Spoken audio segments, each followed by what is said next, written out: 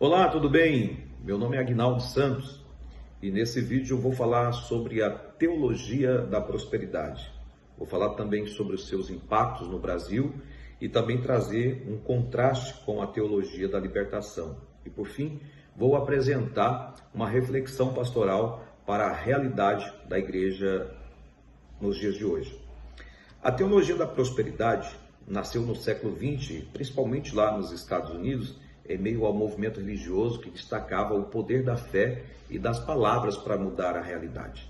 No Brasil, ela ganhou força a partir dos anos 70, especialmente nas igrejas neopentecostais, e os principais pontos dessa teologia são, primeiro, a fé como chave para a prosperidade material e na saúde. Também a ideia de que palavras positivas e declarações de vitória atraem as bênçãos.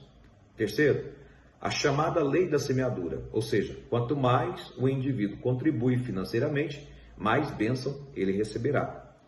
E a visão de que a pobreza e doenças são sinais de falta de fé. No nosso contexto brasileiro, essa teologia encontrou espaço porque muita gente vive em situação de pobreza e vê nessas mensagens uma esperança de mudança. Do ponto de vista social, ela pode levar à autoestima, mas também causa frustração quando as promessas não são cumpridas. No aspecto econômico, ela fortalece as igrejas que pregam essas mensagens, mas muitas vezes pesa no bolso dos fiéis que vivem, muitas deles, em dificuldades.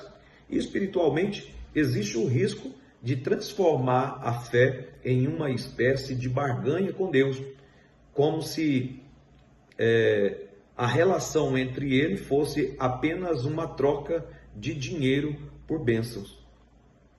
Se compararmos com a teologia da libertação, que surgiu na América Latina, a diferença é muito grande.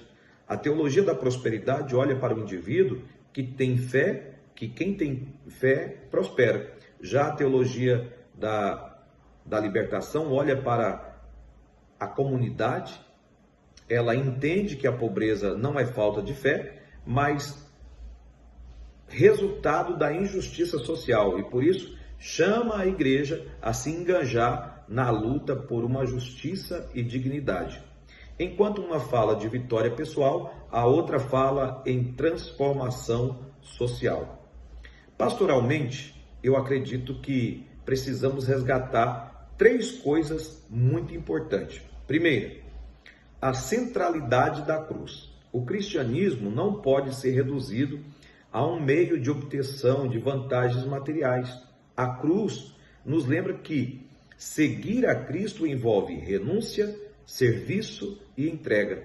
O próprio Jesus afirmou que quem deseja segui-lo deve tomar a sua cruz e segui-lo. Portanto, a vida cristã não se resume a bênçãos terrenas, mas a um chamado, a um discipulado que exige humildade e solidariedade.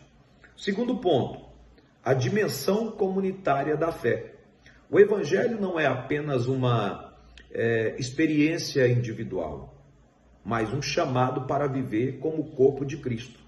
O discurso da prosperidade tende a enfatizar o eu, colocando a fé como um meio para a realização pessoal. Mas a fé cristã genuína valoriza o nós, chamando a igreja a ser espaço de partilha, comunhão e cuidados mútuos, especialmente em contexto de sofrimento e muitas das vezes de vulnerabilidade.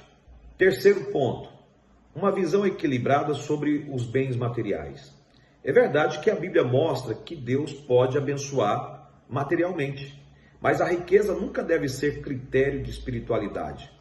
Paulo, em Filipenses, no capítulo 4, de 11 a 13, ele testemunha que aprendeu a viver tanto em abundância quanto na escassez, porque a verdadeira força vem de Deus. Assim, a missão pastoral é ensinar que a prosperidade maior é viver em comunhão com Deus e na prática da justiça, e não na acumulação de bens. Por isso, a missão da igreja não pode ser reduzida a promessas de dinheiro fácil ou de sucesso imediato.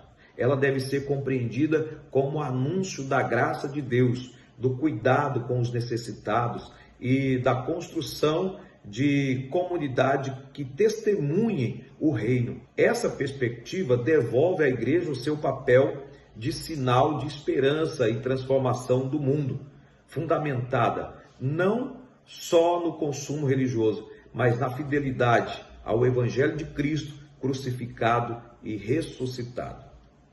Vimos então que, como a teologia da prosperidade surgiu, seus aspectos e comparação com a teologia da libertação e uma reflexão pastoral. Esse tema é um tema muito atual porque mostra como a fé pode ser usada tanto para fortalecer quanto para distorcer a mensagem do Evangelho. Muito obrigado pela atenção e até a próxima. Deus abençoe a todos.